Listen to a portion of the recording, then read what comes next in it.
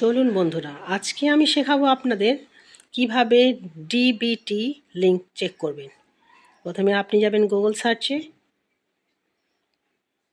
সেখানে গিয়ে লিখবেন my Aadhaar log in. My Aadhaar log ইনে যাবেন। প্রথমের এই পেজটা আপনি কেটে দেবেন।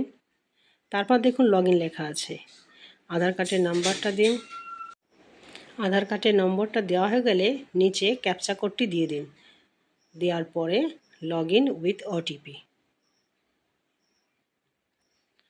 আপনার যে নাম্বারটা মোবাইল নাম্বার আধার কার্ডের সঙ্গে লিঙ্ক করা অলরেডি আছে সেই নাম্বারে ওটিপি যাবে। সেই ওটিপি নাম্বারটা আপনাকে দিতে হবে। ক্যাপচা কোডটা দিয়ে দিন সুন্দর করে। যে নাম্বারটা লিঙ্ক করা আছে সেই নাম্বারে ওটিপি যাওয়ার পরে সেই ওটিপিটা আপনি এখানে দিয়ে দিন।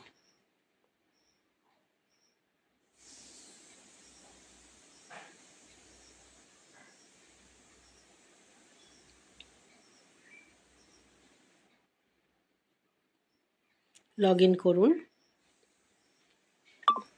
এখানে দেখুন অনেকগুলো অপশান আছে। তার মধ্যে আপনি যাবেন ব্যাংক সেভিং। ব্যাস, এখানে আপনার আধার নাম্বার ওপরে নিচে ব্যাংকের কোন ব্যাংকের লিঙ্ক করা আছে। এবারে অ্যাক্টিভটা দেখুন। যদি ওখানে ইনঅ্যাক্টিভ লেখা থাকে তাহলে মনে করবেন আপনার করাই নেই লিঙ্ক। কবে করা ছিল লিঙ্কটা সেই তারিখটাও চলে এসছে। আপনি তাহলে বুঝতে পারবেন। যদি আপনার লিঙ্ক না করা থাকে তাহলে আপনি ব্রাঞ্চে গিয়ে লিঙ্ক করবেন। আর অনেকগুলো ব্যাংক থাকলে আবার দেখুন, এখানে অনেক অপশান আছে আপনার আধার কার্ডের।